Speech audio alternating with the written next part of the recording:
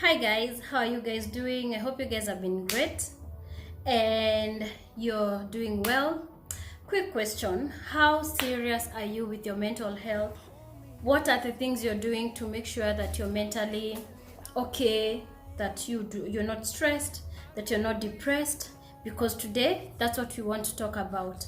So if you watched my video on my journey fighting depression, this video right here, I told you guys that I learned a lot during that period, and today came across content that I'd like us to share. So 8 signs of suicidal behavior. There are instances when one is depressed but not suicidal, but in most cases depressed people end up being suicidal, having suicidal thoughts or contemplating suicide. So how then? The idea is to realize those signs and give them help, especially because it's very difficult for those people to come out and tell you or tell anyone around them that they're depressed, because honestly you don't know what to say. Because for one, in an African setup, I'll just say African setup, mental health is not such a priority in many sectors. Even work environment, the government does not give a your neighbors don't care. They have their own problems to think about. So the much we can do as people who'd like to change the statistics that are so high, especially suicidal rates in men, is to realize someone's behavior and is to recognize someone's behavior and maybe realize that it's possible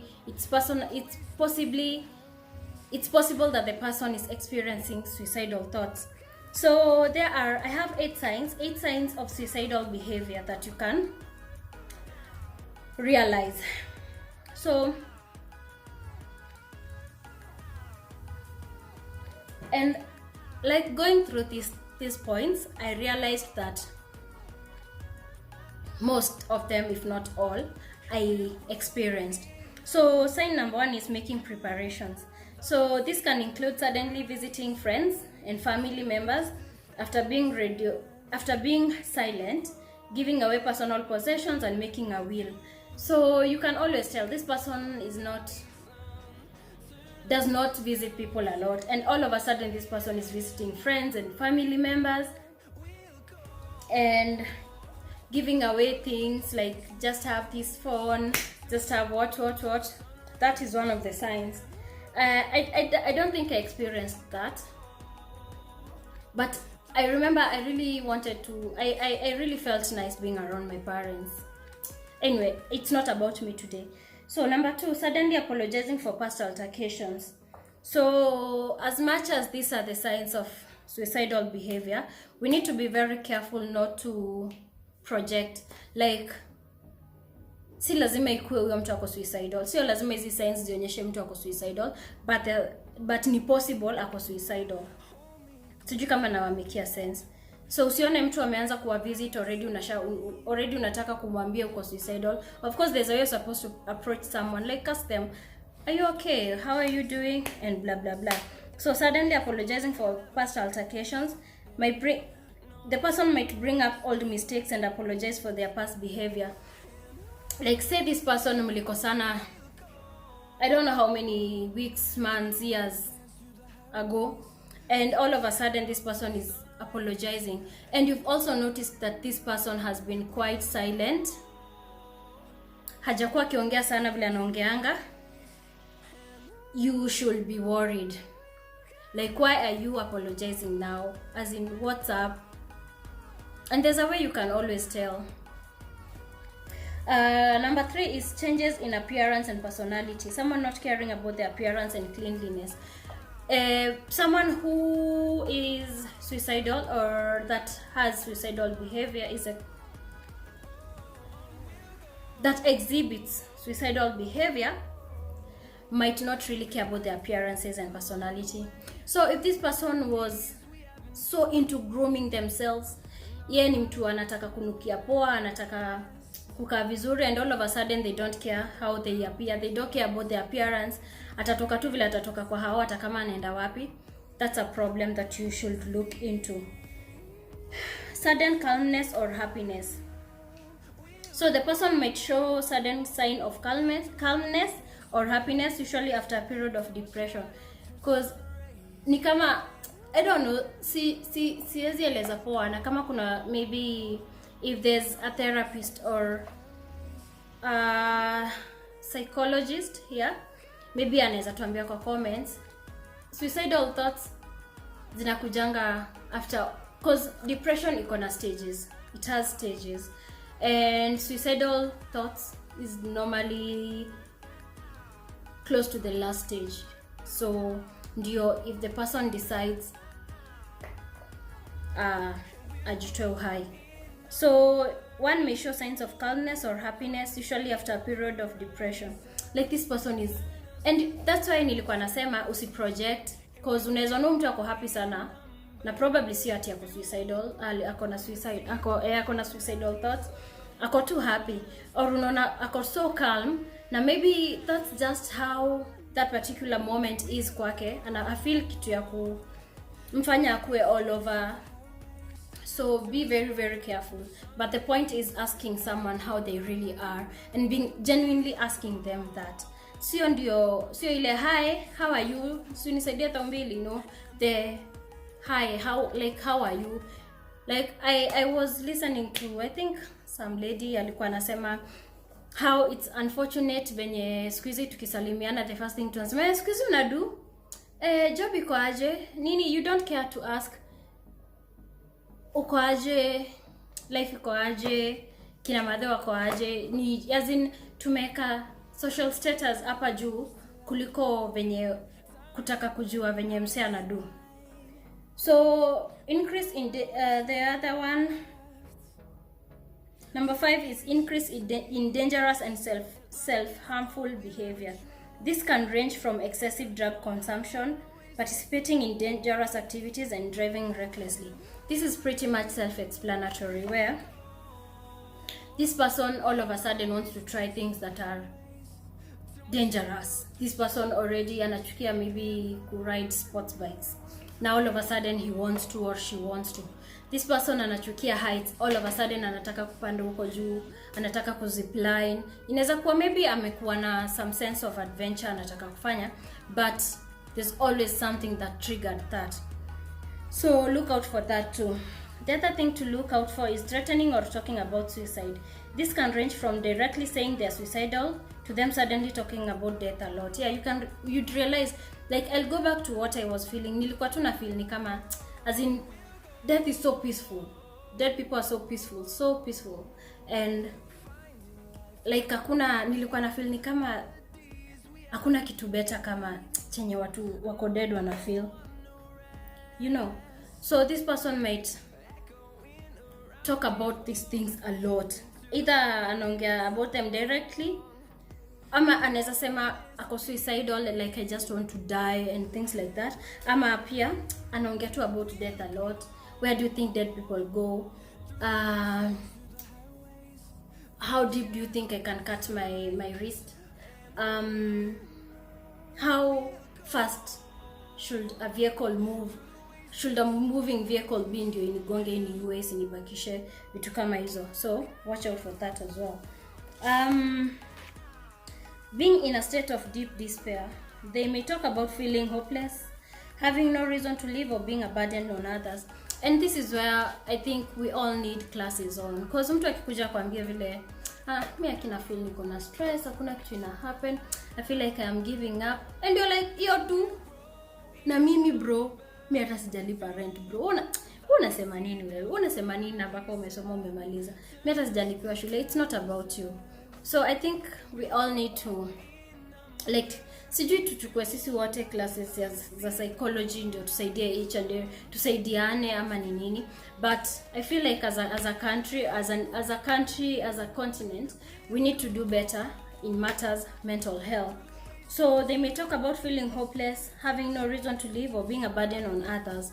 And most times na feel ni kama mini burden kwenye. Most times it's like we ni nini, as in sasa hizo ni nini unasema. Most times that's the response, but we should do better. Maybe learn how to respond to that. Maybe make them feel like they're really, really worth it, and that you need them, and that they're doing great. Sometimes I feel like even when you're not depressed, even when you're just feeling like you're lagging behind as far as personal growth or whatever growth is concerned, at times I feel like we all need that person who tells you you're doing well and I'm proud of you, like you're doing so well. So ile so uko na kila kitu, like I saw a trend on TikTok since in mental health month, and is it mental health month ama ilipita? So I saw a trend on TikTok, and ilikuwa ati when you tell your African parents that when your African parents do not understand you are depressed, yet so wanakwambia tumekuprovidea, uko na nyumba, uko na roof over your head, uko na chakula, uko na clothing, sasa ni nini inakupea stress? Like sijui, I'd like to say you wouldn't understand until you go through it, but I wouldn't wish it on anyone. But I think we should just do better, especially as a country. In fact, the fact that attempt to commit suicide, like just the stigma that surrounds this whole suicidal whatever, try to commit suicide and you fail, you go to jail. So imagine you ulikuwa depressed, ulikuwa unataka ku end your life, alafu sasa wamekurusha jela. Or even just how some communities ukipatwa maybe umejinyonga, wanachapa cops yako. Just imagine the stigma around the whole family. Oh, ni mashetani ni nini, and that's the problem. As Africans tunaonanga kama anything to do with mental health hiyo ni kurogwa, ametupiwa mashetani, ni mazingaombwe, ni uchawi. We don't sit and think this person must be going through a lot to think to end their life. Do you guys, have you ever imagined how courageous you need to be to end your life? And you're here calling depressed people cowards. Ati kwani hange hold on longer. Do you know the kind of strength ilimtake kufika hapo? Like, do you know, have you ever imagined the kind of courage it takes someone to jump off a cliff or a roof, or just umekoroga hivi maji dawa unakunywa ama unaji, do you know? And I feel like there's some content I have lined up that I'd like us to talk about, and about the saying around suicide, that is suicidal people or people who want to commit suicide are very selfish or something like that. These two things that people say.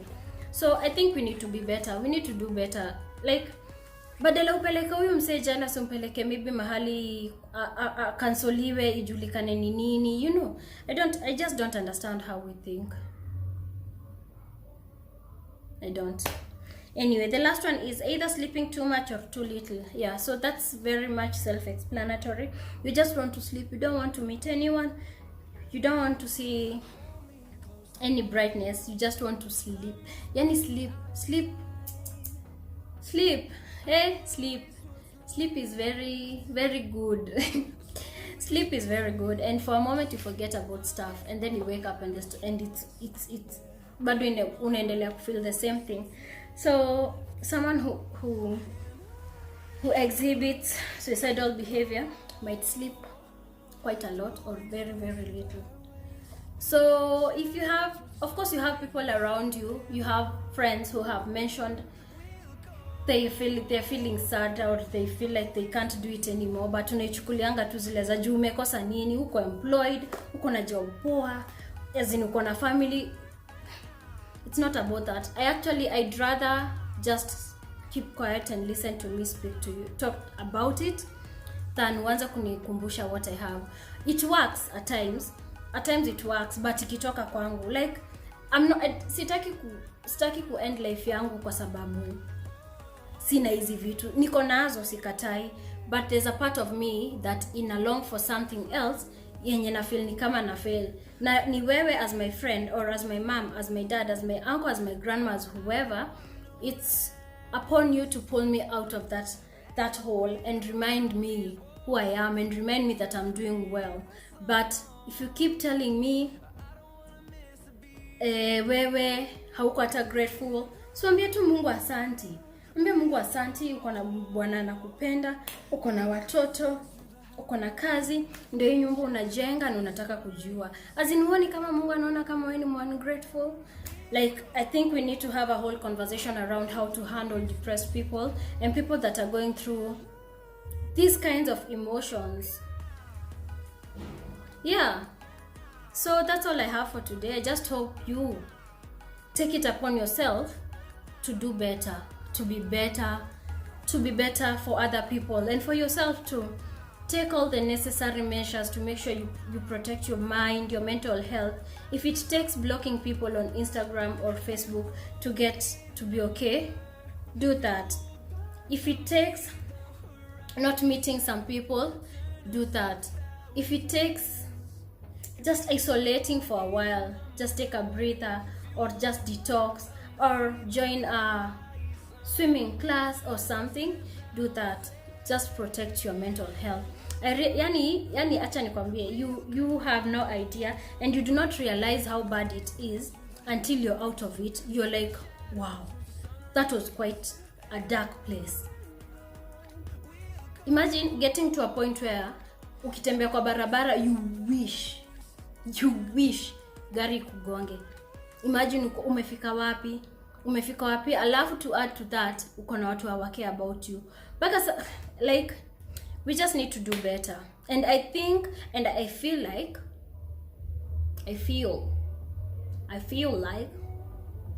sijui kama mnasikia music by the way, kuna neighbors wangu. I feel like more influencers and more YouTubers should talk about these things more. Like, most times you guys don't even want to know how I cook my githeri. It's not even helpful. How about we sit here and tell you how to deal with when you're feeling this way, you can do this, you can take on a self-care routine, you can work out with me, you can do this, as opposed to me taking you to Marikiti to buy what. It's helpful, yes, but in the long run, what kind of content would you like your family, your younger brothers and sisters? Because kuna watoto wadogo sahi like wako primary school and already wako suicidal, and that's why I had some ni psychologist akiambia parents, anytime you shout at your kid and he or she walks out and goes to their room, you have no idea what they're doing. This person umtoi already ashakuwa exposed to movies na wanajua nimejam. So nikitaka kupanikisha mom nitafanya nini? Nitakata wrist ama nitajidunga shindano, sijui nimeweka sijui maji ya nini, ama nitafanya nini? So as opposed to kitambo when you beat a child wenda kwa room yako, like now we are taught to, what is it called? It's called what? Parenting. It's called, I look for the word niweke hapa. Like, talk to this ongea tu na mtu mwambie chenye unafanya ni wrong, ukifanya hivi ndio itakuwa better. Anyway, when it comes to matters mental health, I know I can talk for ages and I don't want that, because you guys are going to be bored and you won't watch this video to the end. So I stop here, but trust, we will have more of these conversations this month and the months to come. Okay? Yeah. Till next time, goodbye.